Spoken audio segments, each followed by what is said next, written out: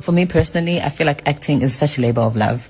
And the reason is it takes away so much. It's really just so much labor. It takes you away from your family, even for your time. And when you are off, you are too tired because you work Saturday to Saturday, 2 times a month, which means you only have 2 weekends off.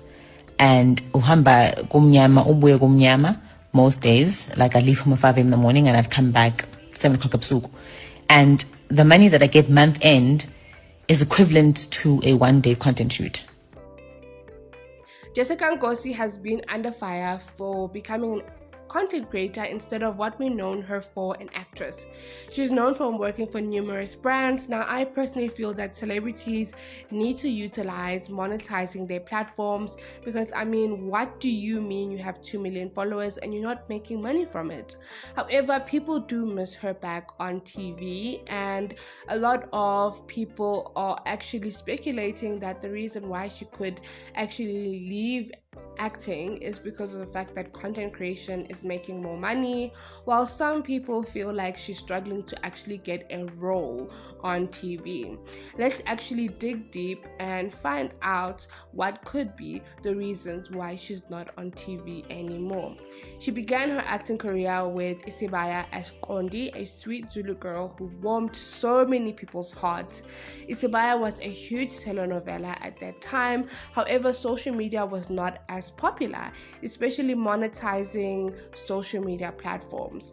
And in order for you to actually be known is if you actually was a musician, a singer, an actress, or someone who actually was related to someone somewhere. You know, these were the old days where being a celebrity meant you actually was on TV. Now, this was actually the time when, like I said, acting was a serious form of income, and I'm not saying it's not a serious form of income right now, but this was when people actually saw that this was what I was going to do and it was going to be my 9 to 5, that is it. Now, fast forward, she received other roles on The Queen, etc., and then she became a mom of 2 and a wife. And around 2017, she began the influencing gigs. Besides the fact that she has a huge engagement, which is the main reason why brands actually utilize her, but also I feel like she has found comfort in content creation. Let's actually get to the reality of the different forms of income. Let's look at the pros and cons of each. When we look at acting, we know that the pros is obviously you following a passion of yours. A lot of people get into acting because this is what they've wanted to do from the time that they were in high school in drama class. So they're fulfilling a dream of theirs. Another pro of this obviously is an easy way into getting into fame, people knowing you, etc., as well as you actually giving joy to a huge amount of people because they actually fall in love with you. So this also gives satisfaction of you giving back in that form. Now, the con of acting, obviously we've heard the toxicity in the industry, how a lot of the times that the money that you get isn't what you actually deserve because of what you're putting in, the fact that you don't get paid for overtime, as well as a lot of the veteran actors and actresses, actors and actresses which have been doing this for the past 30-40 years, have mentioned that after they stop acting and they're old, they don't have anything to their name. They don't have a pension fund, they don't have medical aid, they have nothing, especially also indicating that a lot of the times that the set comfortability is not even there. You know, you have high chances of falling, you have high chances of falling sick, and that same acting world will not even assist you or even bail you out. So I'll be honest about that. So when it comes to the financial part of it, it's great and it's good for you, as for myself, to be out there on screens and TV and things like that, but it's not for financial gain. It's definitely not for financial gain. Most of my money that I make, I get it from my brand work. I pride myself in my acting and I pride myself in my brand work. But when it comes to financial backing and financial stuff, the brand work definitely brings home. get to the pros of content creation. First of all, money. It's such a lucrative industry, especially when you have high amounts of followers, high amounts of engagement, as well as you have that name like Jessica Nkosi. That is a heavy name in the content creation world. The second thing is you have a flexible life. In terms of work balance, you're able to say, I can only be able to shoot from 12 to maybe 3 p.m. A lot of the times you can do it in the comfort of your home. That allows you to have a outside life balance. A lot of the time, someone like Jessica Nkosi will hire people to edit the video, will hire people to do her makeup, will hire people to do all of these things. So most of the time, she just has to show up. And she obviously can get paid from 100k upwards for a post, even for a campaign as well.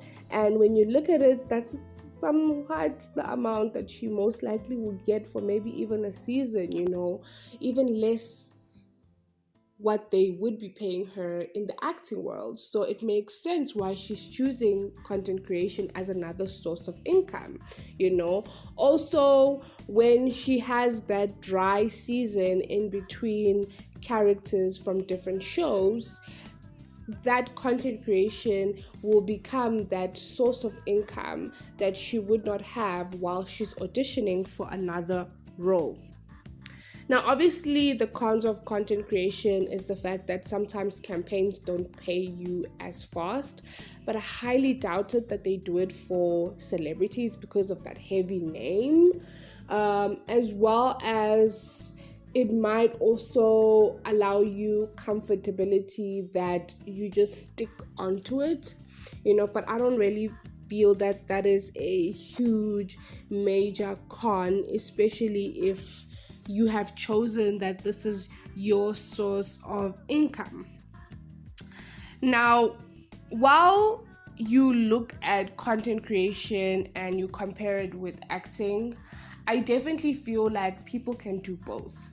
We have seen stars like Nomzamo Mbatha who can be on the same level as Jessica Nkosi, being able to be on billboards for numerous big brands, for her to become brand ambassador for numerous big brands, not only in South Africa but in America as well, and make lucrative amounts of money from content creation, while also ensuring that her acting resume keeps increasing. I mean, she was on Shaka Ilembe, which I'm sure was rigorous acting periods, to get different scenes. She was doing movies in America.